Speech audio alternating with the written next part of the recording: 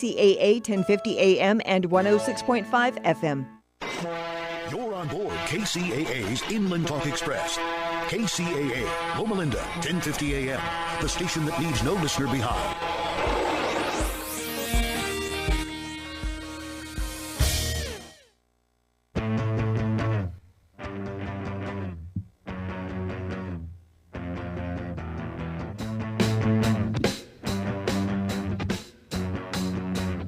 Recording in progress. Hey, good afternoon. Welcome to another beautiful Saturday and another show of the E Factor. My name is Latoya Tillett. I am your host today.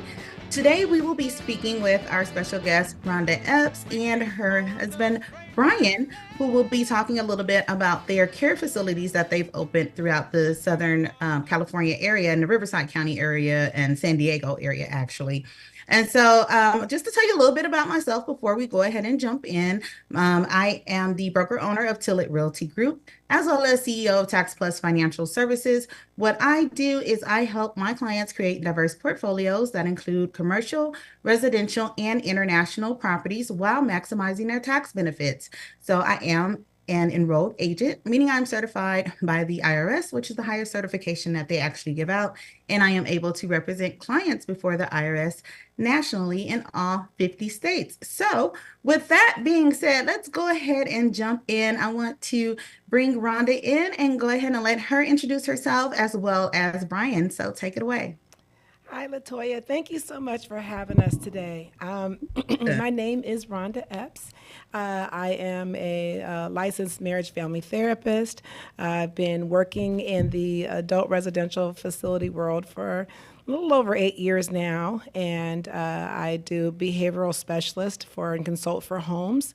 I've helped launch maybe a half a dozen homes in San Diego. And looking forward to launching more facilities. We're excited to be here and to launch an Indiegogo campaign and for people who might be interested in classes to learn how to open a adult residential facility. Nice. That's awesome. That's amazing. And let's hear from Brian. Brian, introduce yourself to everyone that's listening so we can get to know a little bit about who you are. Okay, my name is Brian Morales, and I am so excited to be here and support Rhonda and everything that we got accomplished. We have big plans ready.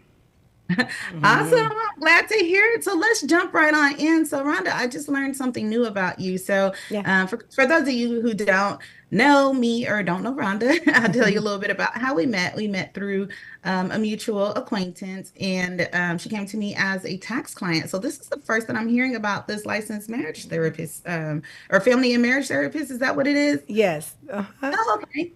Well, tell me a little bit more about that. I didn't know you had that certification. That's pretty awesome. Well, it was a long time coming. I was an intern forever and a day, but back in about, maybe over 10 years ago, I'd actually started a program for at-risk girls and young women. And after doing that kind of work, I decided I wanted to do it professionally. So that entailed doing some internships with, I worked for a place that we did domestic violence classes and women empowerment classes and those kind of things. And so I wanted to make it more official. It was like I was interning and that was great, but I just actually recently acquired my licensure a little over 3 years now. And so my goal with that, on top of everything else, is to be able to provide supervision for other interns who may want to, pursue something in social services, especially with persons with disabilities, as my specialty is what I like to do. Awesome. That's amazing. We need more people like you out there to help those who are looking at either going into this type of business or this type of career. So that's definitely great. That's to be applauded. I appreciate that. Oh, it's amazing. Thank you. It's good to know. Sometimes you think you know a little bit about your guests and then you get on here and find out something else. And so go ahead and just tell us a little bit about your vision and your mission behind the reason why you got into the care facility. Sure. So it was kind of ironic kind of how it all started. I had a cousin of mine who was in sort of he was in the field of working with prisons and things like that. That was his background. My background was always mental health. So about 7 years ago, we came together and we thought, what if we put our talents together, where he had access to work with people that had behavioral issues and I had access from the mental health. And so we combined that together and we thought, oh, why don't we open up a home for people who are harder to serve? And I had, the mental health background, and that's kind of how we got started. And when I tell you we were bare bones, we didn't know anything about the industry. We just kind of heard about it. And so we initially were going to work with children. And then he did a little bit more research and found that there are a lot of adults that kind of fall in this category of needing extra help, the people that are harder to place. So from there, we came together and we started it's called a adult residential facility level. They have levels. So our level is level 4I. So they go up past that. But 4I is usually you're dealing with a type of client who may have disability, but also may have done some prison time. They may have, had something happen in their past, and they're harder to place because not everybody is comfortable placing someone who, came from the prison system. But that's always been my background, working with people that are a little bit more challenging to serve, so to speak. So from there, we started our first one in Paradise Hills, California, and it went really well because of the nature of the business, his background being corrections and my background being mental health. So we duplicated it. And then we had several homes. Well, he did, actually. I worked for him. I was his administrator starting off for the first 4 years. So okay. So I got a chance to learn it from the ground up because when you start these facilities, you're doing everything in the beginning, right? There's different titles and functions. So there's like a direct support professional. And this person is sort of the person when you're kind of entry level, there's a lot of requirements that you have to have. And right. They're not difficult, but they are trainings. A lot of them are free, but you have to have it. And then nothing's like good old experience. And so I got a lot of experience the first couple of years. I mean, I think he was doing the nights and I was doing the all day. I mean, it was just the two of us. And that's not typically, how you want to start, but that was our start. I mean, there are qualifications, and now you have to make sure that if you have 4 clients, you have 2 staff. It's a little bit different now, but in the beginning, you just want to get started, right? You got 1 client, and you're just trying to make it. Right. So that's kind of how it started, and then from there, the idea was what you have to think about what type of client you want to serve, and so for us, with our backgrounds, we knew we were cut out for a higher level of care. We knew because of our backgrounds and our compassion for working with harder to serve individuals. That's amazing. Wow, what an amazing start to your business. And like you said, hey, you learn the best from experience, right? You can read all the books in the world, you can watch all the lectures, go to all the classes, but until you actually get firsthand experience, that's where you're going to get your real knowledge from. I feel that way with, my real estate and with my tax businesses. It's kind of the same thing. Went to school, took classes and everything, but nothing prepared me for the real world experiences that I was going to encounter, especially during the downturn of the market when there were like the foreclosures and things like that, and looking at all those properties and finding squatters and just different stuff you encounter. Like I literally learned something new every single day to this day, even being, almost 20 years in with a little bit over 20 years for the accounting and tax business, but 19 years going on 20 with the real estate. I'm like, dang, I still end up finding out something new every single day. Is always something. So this is really cool to know. And we'll go ahead and segue into our first commercial break. And when we come back, I want to talk a little bit more about those levels and what it takes to actually get the care facility started. And we'll talk about what you guys look for in a home. So we'll see you in about 2 minutes. Okay, sounds great.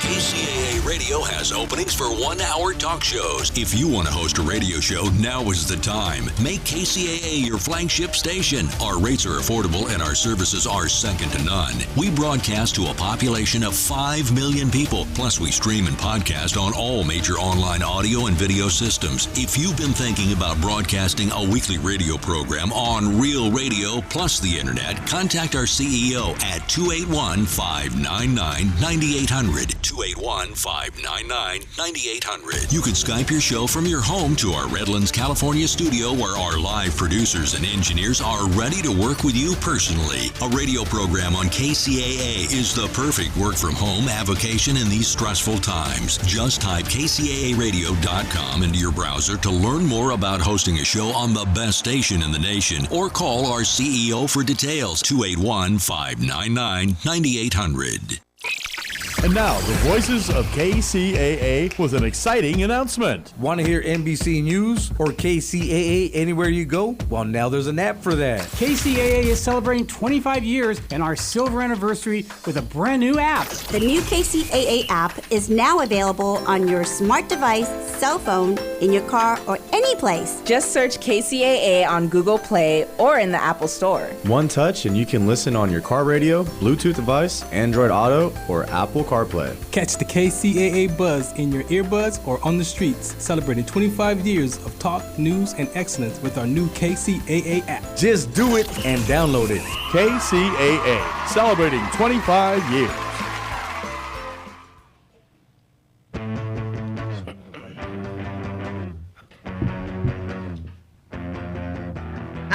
All right. Welcome back to the E Factor. I'm your host, Latoya Tillett. I have my special guest today, Rhonda Epps and Brian Morales in studio, and they're talking about their care facility business. So before we left for the break, Rhonda mentioned that there are different levels when it comes to the types of client placements that she receives. So tell us a little bit more about that, like how you determine which level you are, and then kind of go into the types of homes you look for to when you're placing or wanting to start this business and wanting to place these people. Sure. So go ahead. Sure. So for the first part of your question, the levels. So I always, encourage people when they want to get in this business, think about what type of client you want to serve. So when you're looking at a level 1, level 2 client, those clients and persons with disabilities specifically, they're very high functioning. So you're looking at a type of a client who can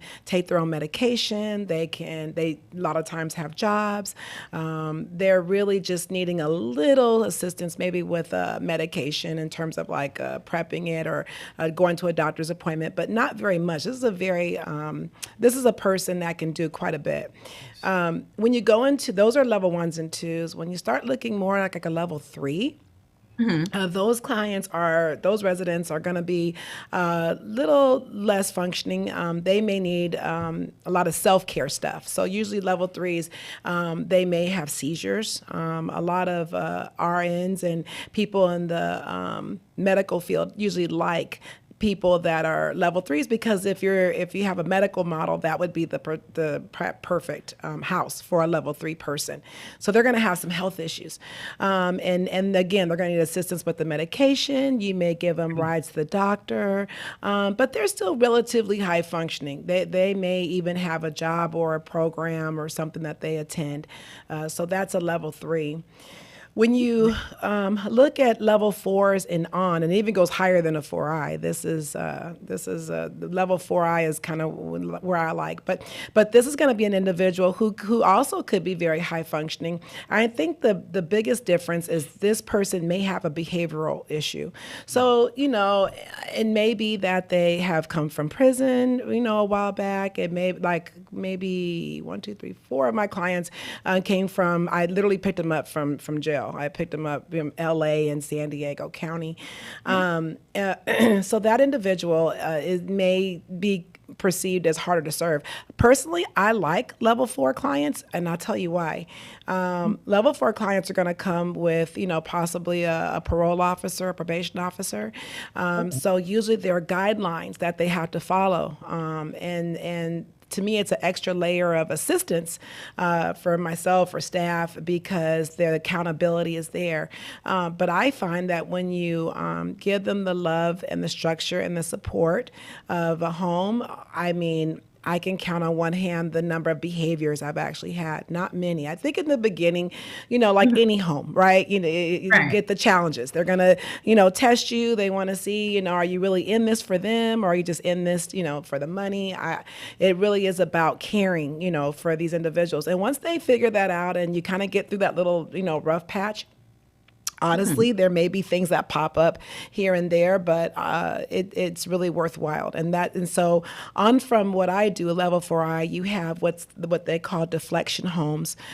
These are going to be homes that are even harder, even more difficult situations. So these clients usually did not make it in a Level 4I. They've had, a lot of behaviors. They may need increased supervision. So when you talk about levels, you're also talking about supervision. Go ahead. Did you have a question?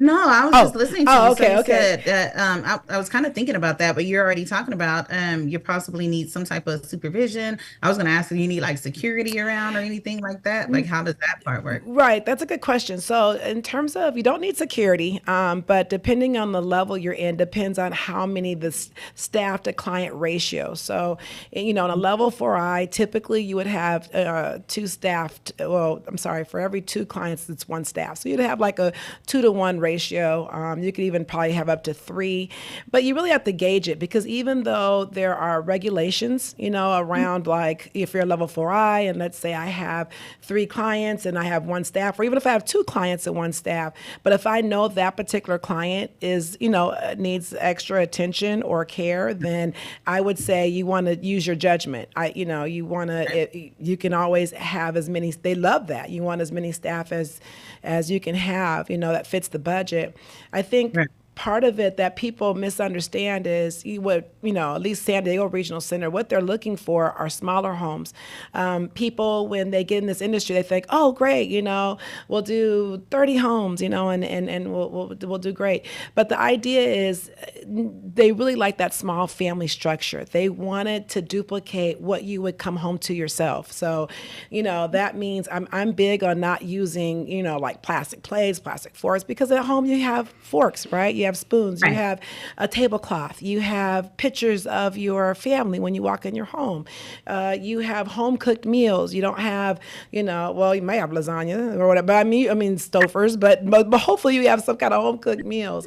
That's funny. So you're really, in essence, you're creating a ambiance of family. So they're not feeling like they're in a facility. Correct. You don't even want to call it a facility. You kind of, they call them, adult residential. They do say facility, but they really like to use the word home because that's what it is. And now we have what's called HCBS, which are a set of guidelines that really emphasize people with disabilities having certain rights. And one of those things excuse my language, they have to have keys for the home. They have to have a locked door that has a key lock for privacy. They can have visitors. These are questions people ask me, can they have visitors? How does that work? Yes, they have visitors. They can even have overnight stays. And so that can get interesting when you have a shared room and you have all males and somebody wants an overnight stay with a lady companion or a companion. That can get interesting. But yeah, I'm sure, because I'm like, okay, so do you ever get anybody that like is in a relationship or something? Oh, yes. Kind of how that happens? Or they're married? No, they don't have to be married. They could be, because the idea is that they want persons with disabilities to have the same experience that you and I have. So they want them to date and go out and they have girlfriends. Some of them do marry. I haven't witnessed the married one, but I have dealt with males that are sharing a room and they want a female companion. So that's when you get real crafty with your house rules, and you want to be able to have certain, because this person's coming in your home, so you have a right to ask about the visitor. You have a right to learn more about them, to ask for their ID. You know, during COVID time, that was all out, but now, they're allowed to have overnight visitors. In my case, when that happened, I actually took the client to a nice hotel, and they could could have their visit, and then I picked them up afterwards. They can leave and go and do outside things. They're not just in the house all the time. No, in a good home, you want to be able to even provide some activities. Like we just took them to the fair the other day, San Diego County Fair. Take them to the movies. You want to, take them out to the beach. We're in Southern California. The only time they would not have community access, they call it in our world, is probation, right? If they're on probation and there's certain requirements, you may have to run that by their officer before they can, just go anywhere. But for the most part, they want them to be able to socialize and do things like you and I. Well, that's pretty cool. So then, how do you choose the type of home that you want to open for them? Like, what goes into it? Do you look for a certain amount of bedrooms, or is there a minimum amount of bedrooms you have to have, or anything like that, or minimum square footage? No, there's no minimum square footage or minimum bedrooms. So what I encourage, or what I would suggest, is if we're going to do a home, usually 4 is a nice number. They can be 6. When it starts getting 6 people and up, it gets a little different. And I don't have expertise on 6 to 8 people in a home. My comfort zone is usually 6. And I would think that Regional Center would say the same, because they really want you to have that small, intimate family setting. So right now they are allowing, at least in San Diego, for you to share a room. You can have shared rooms, but not necessarily every room shared. Like a typical house, say it's a 3-bedroom, 2-bath, right? Most of us, that's kind of typical. So maybe the master room might be a little bigger, and you may want to put 2 clients there. That's actually the model I have in Chula Vista. But you can there is no minimum number of rooms. You could have a 1-bedroom and do this. What they do, one of the regulations, though, talks about over-concentration, and that just means, and I believe, don't quote me, I think it's 300 feet, but they want to make sure that there's not another facility right next to you. So there is a website you can go on and check to make sure that if you're looking at doing this for a living, when you purchase a home, make sure that there's not someone next door, or 300 feet's not that far, but you just want to make sure that someone next door is not operating a facility, basically. Wow. Okay. So this is making more questions in my head. So now I'm wondering, so with the licensing and everything, when it comes to the cities or the counties, whoever is in charge of the licensing, are you restricted to what areas you can go in other than the 300 feet? Or do you have to only be in certain areas, or you can kind of open one anywhere? You can open up one anywhere. I mean, you're dealing with different regional centers. So if I was to open something even as far as Fallbrook, I'd still be in San Diego. San Diego and Imperial counties are together. So that's one regional center. And then if you're coming up this way, Redlands, Lake Elsinore, Paris, this would be Riverside County, which is a different regional center. So in the process, you're getting licensed first, and then you're getting what we call vendored. And the licensing process is it could take up to 45 days if you've got all your paperwork together. And then from there, once you pass licensing, your house is licensed, then you want to apply for your vendorization.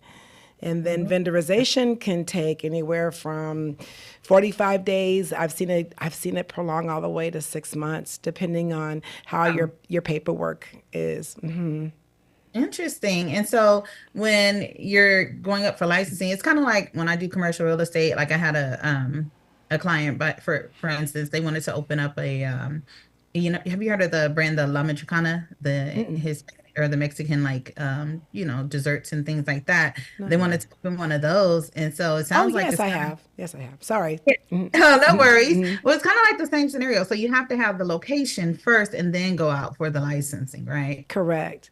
And when you're thinking about licensing, if I were to start from scratch, if I thought about licensing, I'd be thinking about, you don't have to purchase, you can rent a 4-bedroom house, because I think down the line, that idea of a shared bedroom, they're going to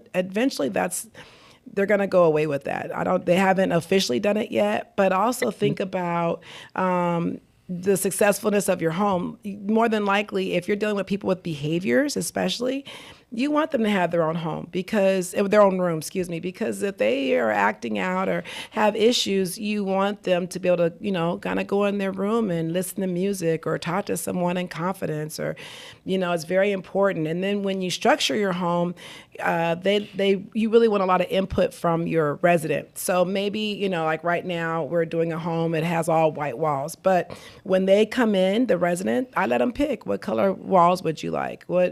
How would you like to decorate? What kind of bedspread would you want, or comforter? What kind of theme? They might have a theme they like. Some of them, a lot of them bring their own TVs. But my biggest suggestion to anybody opening a home: make sure you have internet, because they all not have internet. To have internet. Internet is your best friend, so they can stream everything. Yeah, because right, for sure. Because everything is pretty much web-based at this point. So exactly. Right. So with that, I thank you so much for that information and letting the audience know, if there's just something that they're considering and wanting to get started, definitely a good idea to think about it. So we're going to go ahead and cut to another commercial break. And when we come back in a couple of minutes, we'll talk a little bit more about, room selection and housing. And I understand, Brian, you do some of the construction when it comes to putting these together. So we'll talk about that when we come back. Excellent.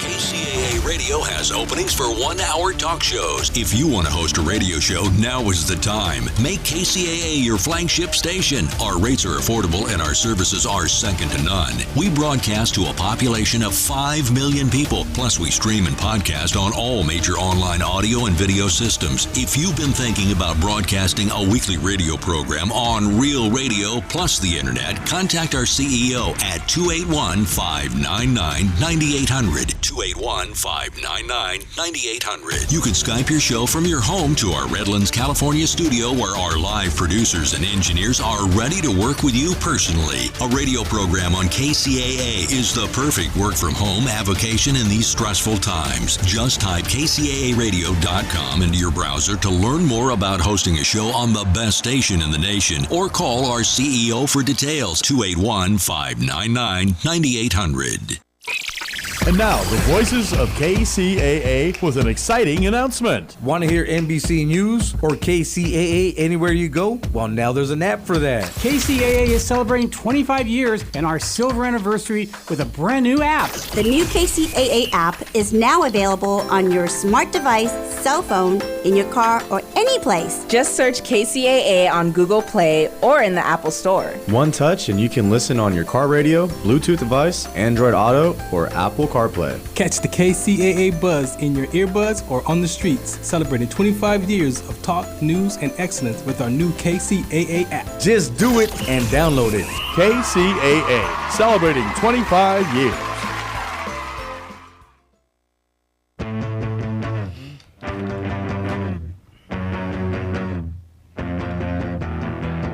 All right. Welcome back to the E Factor. I am your host, Latoya Tillett, with my special guests in studio, Rhonda Epps and Brian Morales. And so we're talking about their residential care facilities that they have. And we learned in the previous segments that Rhonda actually is a level 4I is what she prefers to do. So she sometimes deal with folks who are coming out of prison, but could also still be high functioning and everything, or they may be coming from jail. We learned that she picked up a few from jail before, which I think is really pretty cool and pretty interesting, because I feel like, a lot of people, they need a little bit of help transitioning back into society, depending on how long they've been away and everything like that. So I heard that Brian does some construction and things, or she was talking about you can do themes for the rooms and everything like that, or a theme for the house, or however you want to do that. So Brian, what's your role in all of this when it comes to assisting with opening up these care facilities? Well, for me, my role is I'm like the muscle behind the brains. Okay.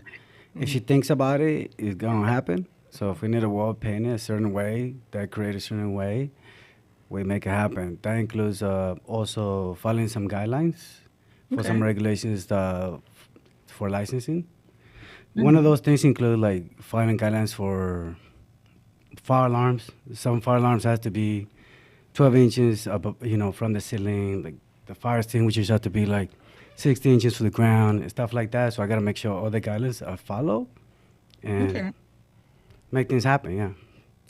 Sometimes we remodel the entire home. Sometimes we don't.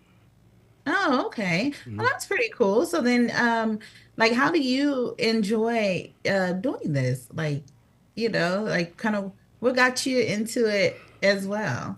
Well, after I retired the U.S. Army, I wanted to do something fun. And one of the things I thought I was doing something fun is I always like working hard. So working hard for me is fun. So remodeling a home or sometimes just put in a whole new room or put in a whole wall, it's fun. Putting a doorway is not there. That stuff like that motivates me. So I have clients also assist and try to help. The ones who could do certain simple things, they help. And then they do a lot of help. I enjoy it. Oh, that's pretty cool. So some of them actually join in and help you out a little bit. And I want to just take a moment and say just thank you for your service. You did mention that you're a retired Army vet. So thank you so much for everything you've done for the country. And any other veterans out there, I'd like to thank you all. I know we just celebrated the 4th of July. So thanks for fighting for freedom and continuing to fight for freedom. Well, go ahead. Thank you. All this stuff is fun. Sometimes, the clients get to learn new stuff, like how do you install a door, where there's a whole wall, but there wasn't a door there before. Sometimes they get to see how to install a new window or flooring. Sometimes we're just playing in the backyard. Sometimes you do fixing the garden. Sometimes we got into homes that look like a jungle, and we remodel the entire landscape, and we make it look beautiful and ready for the clients. And they get to be part of it, so it makes it more awesome. Yeah, so I feel like that probably makes them feel more included, and more like, okay, this is mine, or I am part of this, or this is a part of me, because they were able to, jump in there and, put a little elbow grease in there and help you out as well. So that's pretty cool. I like that. I like that aspect a lot. And so, what are you guys' plans for like moving forward? Like, what's your vision? How many of these homes do you see yourself wanting to open? Well, we would like to open 10 or more homes, 10 or more facilities. I know it sounds like a lot, but we work with different regional centers. And then we have, some that have, could be male, homes or female homes. We have a home in Lake Elsinore that we're working on right now. And we're looking to duplicate and have, 10 facilities actually. Nice. Okay, that's amazing. And so from your perspective, do you think it's better to purchase these homes or to start off leasing and then maybe purchase a couple and then lease a few? Or like what kind of mix do you think, or what do you guys do? What's the mix? So what I would say is there are pros and cons to renting or leasing. I know when I was looking around for a home, one of the issues we had with renting is a lot of people don't understand what an ARF is. And so they think group home. And so landlords don't always like that because they think, oh, you're going to tear up my house. But what I suggest to people that are looking for homes to be sure and let the landlord know that not only does a home have to be in good repair all the time, because you could be visited by licensing or regional center, but also people that have these facilities, they have to have additional insurance. We have to have up to $1 million with a $3 million aggregate. We have to have a lot of insurance to run the home. So they're doubly protected. But people that don't know the industry, they have a bad idea of what they think. Oh, we don't want people tearing up our homes, or they say people coming in and out. Adult residential facility is not independent living. It is not a sober living house, even though those are out there.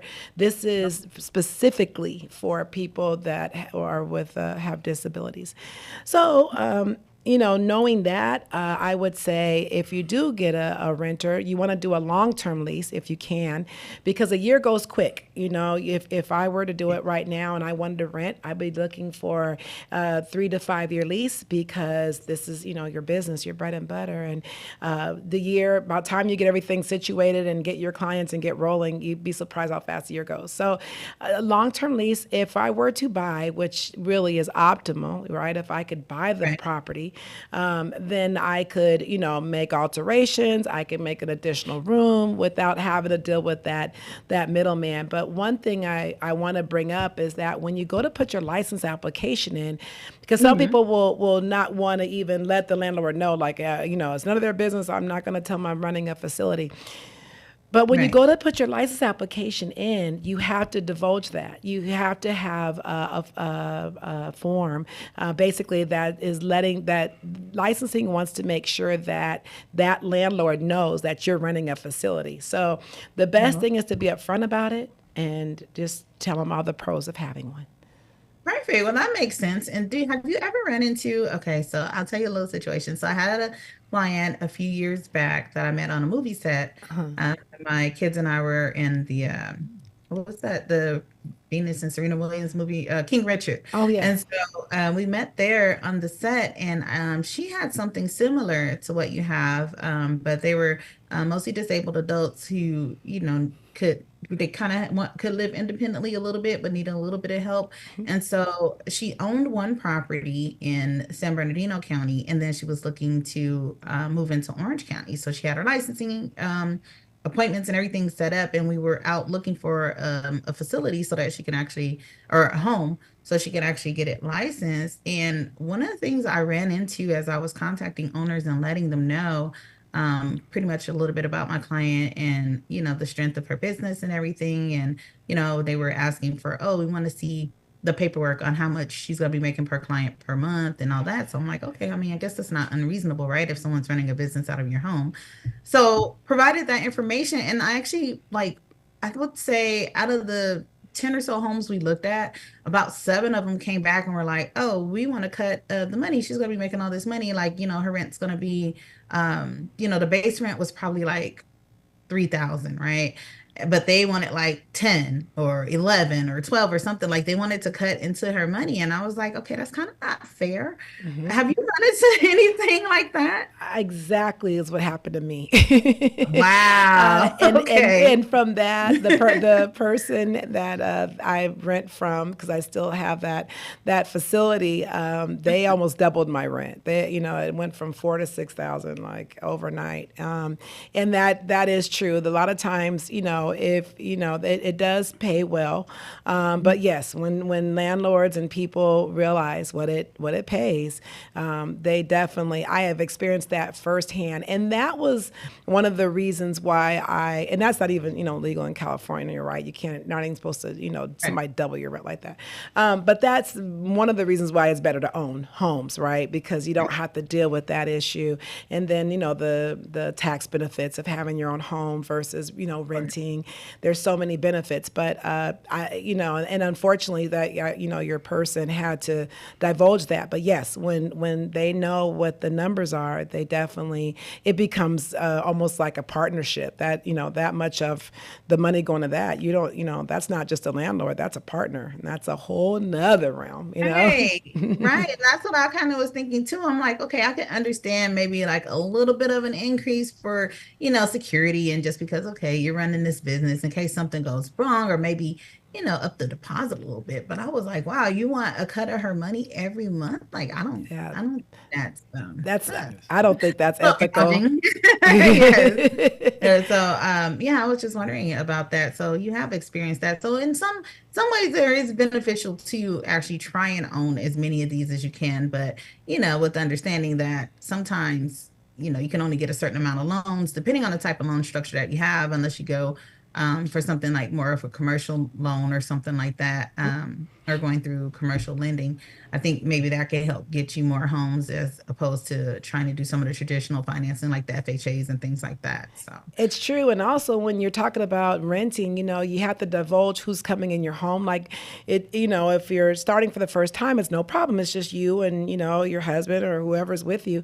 But then, if you're trying to, add another location, remember when you rent, you've got to divulge everybody that's there. So they're not so excited when they see, this one came from here and there. They, you know that they're great people and can vouch for them, but you have to divulge that when you go to another rental property. And then some people just not understanding, the nature of the business, they're turned off by maybe the people that you house, And so when you're applying for a lease in this type of situation, are you required to put in applications for your clients as well, or is it just based on you guys? From my experience, they've wanted to know who's coming over with me. When I was going to lease another property, they were, wanted. Now I don't have to go in detail about their background, but I did have to let them know, I wasn't just moving by myself, or, that I had to move in with 4 other people, So you do have to divulge that.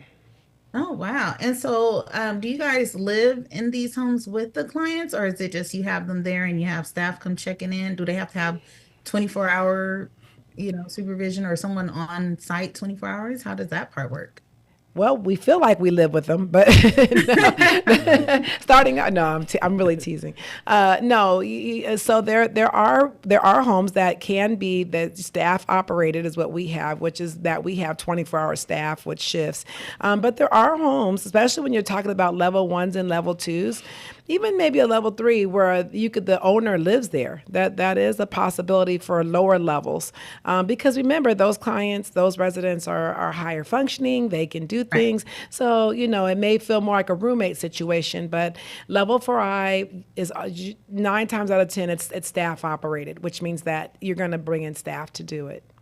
Oh, okay, perfect. And so when you're looking for staff, like what do you look for exactly when you're bringing someone into the facility? Do they have to have any medical background or anything like that? No, not so much medical background. First of all, you want to make sure they have to be at least 18. And believe it or not, there's a lot of young people in this field, and it's great because, right, so they do have to be 18.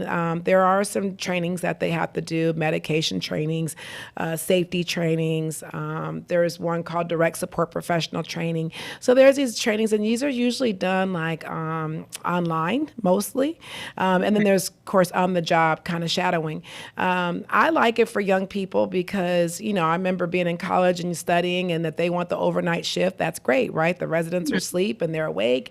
I find people that are also like retired, they like it because it's a little income for them. And, they like working, they don't mind getting up early in the morning and doing shifts because it is 24-hour, like you said, Latoya, it is 24-hour care. So, but you will typically find in the middle of the day, if you've got a great home, usually between 8 and 2, you don't really need staff. That's when your administrator comes in because they should be in a program, a day program, a work program, something. They should be doing something every day. So there's a part of the day that you don't necessarily have to staff your house. And that's when I used to have the administrator. So in terms of qualifications, to being a direct support professional, there's not many, just that you're, 18, you're able to read and write, you're able to be trained.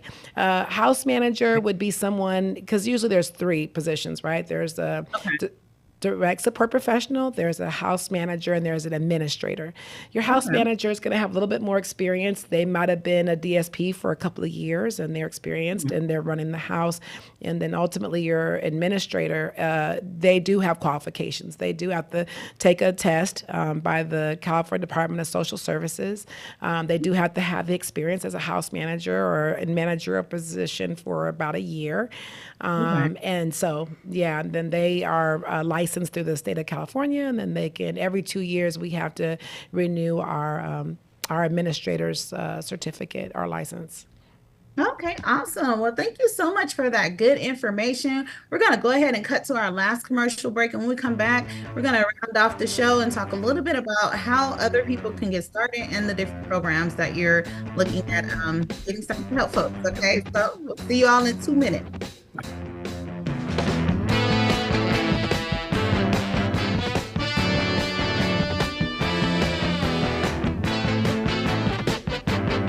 KCAA Radio has openings for 1-hour talk shows. If you want to host a radio show, now is the time. Make KCAA your flagship station. Our rates are affordable and our services are second to none. We broadcast to a population of 5 million people. Plus, we stream and podcast on all major online audio and video systems. If you've been thinking about broadcasting a weekly radio program on Real Radio plus the internet, contact our CEO at 281-599-9800. 281-599-9800. 1-800-599-9800. You can Skype your show from your home to our Redlands, California studio where our live producers and engineers are ready to work with you personally. A radio program on KCAA is the perfect work from home avocation in these stressful times. Just type kcaaradio.com into your browser to learn more about hosting a show on the best station in the nation, or call our CEO for details, 281-599-9800. And now, the voices of KCAA with an exciting announcement. Want to hear NBC News or KCAA anywhere you go? Well, now there's an app for that. KCAA is celebrating 25 years and our silver anniversary with a brand new app. The new KCAA app is now available on your smart device, cell phone, in your car, or any place. Just search KCAA on Google Play or in the Apple Store. One touch and you can listen on your car radio, Bluetooth device, Android Auto, or Apple CarPlay. Catch the KCAA buzz in your earbuds or on the streets, celebrating 25 years of talk, news, and excellence with our new KCAA app. Just do it and download it. KCAA, celebrating 25 years.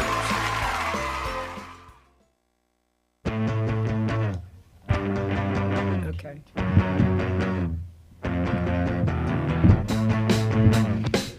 Hey, welcome back to the E Factor. I am your host today, Latoya Tillett, here with my special in-studio guests, Amanda Epps and Brian Morales. They're talking about their residential care facilities. So we have about 5 or 10 minutes left. So wanted Rhonda to go ahead and let you guys know about how she is actually helping other people to open the same type of facilities. And so you mentioned before that you're an Indiegogo campaign. Can you tell me a little bit more about that? Yes. So we're launching this Indiegogo. Indiegogo. Thank you. I don't know why it's a tongue twister for me. And we're gonna sponsor. We are asking people to, if they would like to join. We have classes available that are interested, and we're looking for to do that here. We're starting now recruiting people that are interested in opening up an adult residential facility. We've had a lot of people ask us, the information about it. And so we just decided to go ahead and just, make it a class, and that way they can, get the knowledge they want. So that's coming up now. People can sign up, and we're hoping in the next soon to start that class. Awesome. So how do they sign up? We're able to sign up right now, or do we still need to wait for some other things to happen? I think you have to wait for a few more things to happen, but it will be happening very soon. But we're definitely putting it all together, and we got a little outside assistance to formalize it. But this will take you from the beginning to the end of how to open and sustain an adult residential facility. Nice. So is there a way that they can contact you or get on the waiting list or something like that to find out when the class is available? Yes, there is a way. They can, sign up. I have to, let me double check that, Latoya, the website for that. But we're putting that together now. This will be our very first one. So I've personally have walked people through the process, but not in a group. This is our first group one. So nice. I'll have that information for you. Okay, perfect. That sounds good. So in the meantime, any last words of advice or anything you want to give out there to the audience that is listening? Well, I would encourage people to think about what it is specifically they want to do. What do they want to target? What is their mission? People have different things. Some people are really into like health and nutrition, so they want to, emphasize that in their program. Or maybe they have a heart for working with males and harder to serve, residents. That would be, think about what your mission, what your passion is. Right. As my business coach says, your niche. You need a niche. So what that is, and go ahead and make that geared towards the type of home that you want to open. So that's really inspiring and very interesting. Any last words from you, Brian, before we go? No, I just well, one of the things I hope that everybody decides to jump on this boat. It's a very caring situation for people that really need help and assistance. And people can make a lot of money doing this. So I'm very motivated. I hope everybody else gets motivated to do this. Help and earn money as you go along.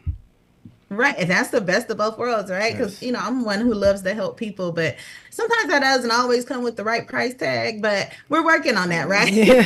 So I totally get it. If you can do what you love and that's serving people and then earn income from it as well. Like I tell people all the time, if I had it my way and, to do something that you're truly passionate about, like my background is dance. And so, I was asked the question a long time ago when I was younger, what would you do even if you didn't make money from it, but you love doing it, you would do it anyway? And I'm like, I would dance. I would dance forever if I could, and I would be just as happy with that. But of course, making money from it would be even better.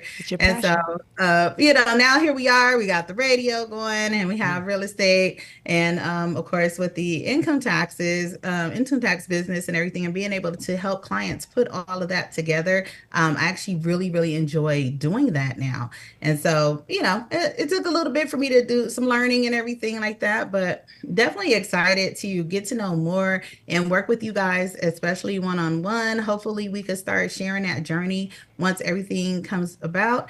For those of you guys who are interested in wanting to learn more or want to be kept up to date, you can go ahead and reach out to me at latoyatillett@gmail.com. That's LAT as in Tom, OYA, T as in Tom again, ILLETT@gmail.com. Just put adult residential care facility in the subject line, and I'll make sure I hold those emails aside so that way once Rhonda has the sign up and everything for the class, I can provide your information to her so she can go ahead and contact you and let you know.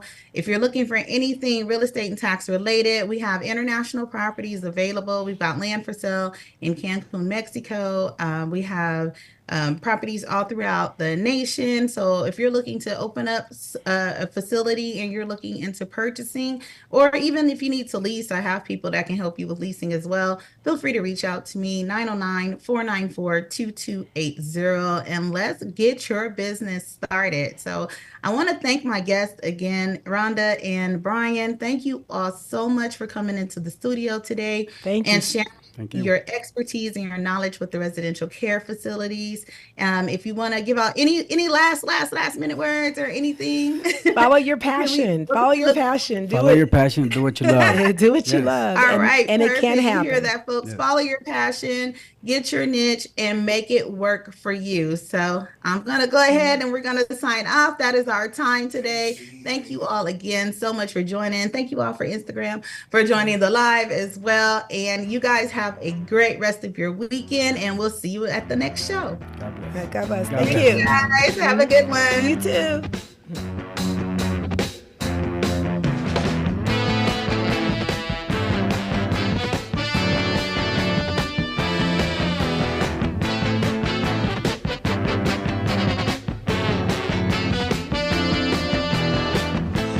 This segment sponsored by our friends at the all-new Sammy's Restaurant. Sammy's is now open in Calamasa at exit 88 off the 10 freeway next to the Jack in the Box in the former Bob's Big Boy Restaurant. Not to name drop, but Sammy's in the former Bob's is a lot like Norm's. It has an extensive menu. With multiple restaurants in Rialto and places like Upland and Rancho Cucamonga, Sammy's is a great place to dine. Their menu is very similar, with their American trio of delicious steak, shrimp, and chicken, and an expansive menu. You won't go hungry, and you won't go broke at Sammy's. You can come meet Sammy and his family. Sammy was a chief cook for Norm's for years, and it shows in his menu. Sammy's is a great place to meet the family, friends,